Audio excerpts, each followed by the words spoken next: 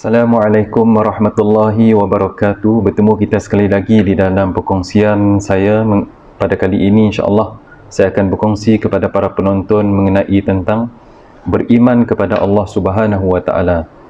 Jadi saya doakan juga kepada para penonton supaya diberi kesihatan yang baik dan dijauhi daripada virus COVID-19 insya-Allah.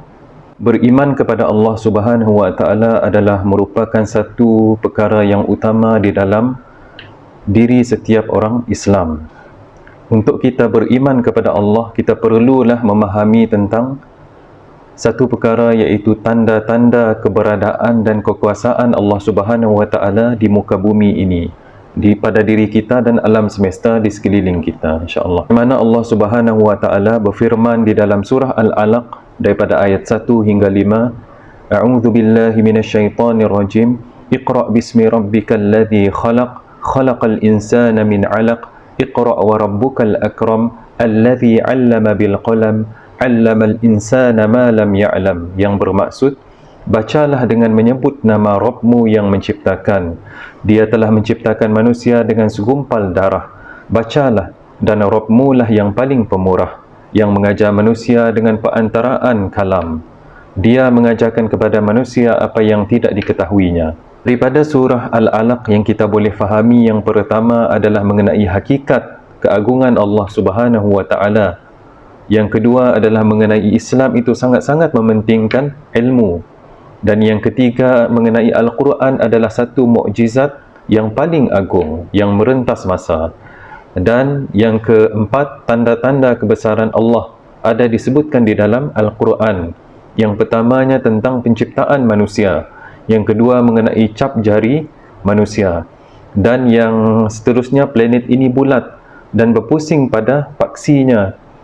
Planet bumi beredar mengikut orbitnya mengelilingi matahari, dan yang terakhir mengenai penciptaan makhluk semuanya yang berpasang-pasangan.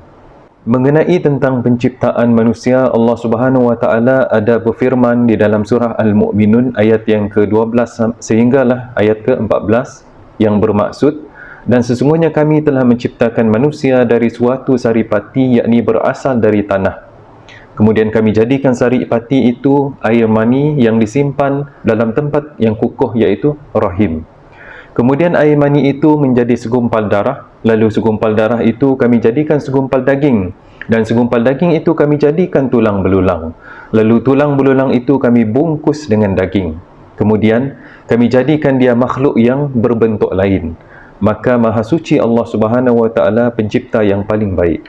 Itulah sebaringkas yang saya boleh kongsikan mengenai tentang beriman kepada Allah Subhanahu wa taala. Sekiranya nak dijelaskan lebih detail mengenai tentang kebesaran beriman kepada Allah, ini sangat-sangatlah panjang sebenarnya penjelasannya. Cuma yang saya boleh kongsikan ini agar memberi sedikit manfaat kepada kita, untuk kita lebih menggali lagi tentang tanda-tanda kekuasaan Allah, tanda-tanda keberadaan yang maha berkuasa di muka bumi ini, insya-Allah. Jadi kongsikan kepada rakan-rakan sahabat handai, tidak kiralah sama ada Islam ataupun bukan Islam, agar sama-sama mendapat manfaat daripada perkongsian ini, insya-Allah. Saya akhiri dengan Assalamualaikum warahmatullahi wabarakatuh.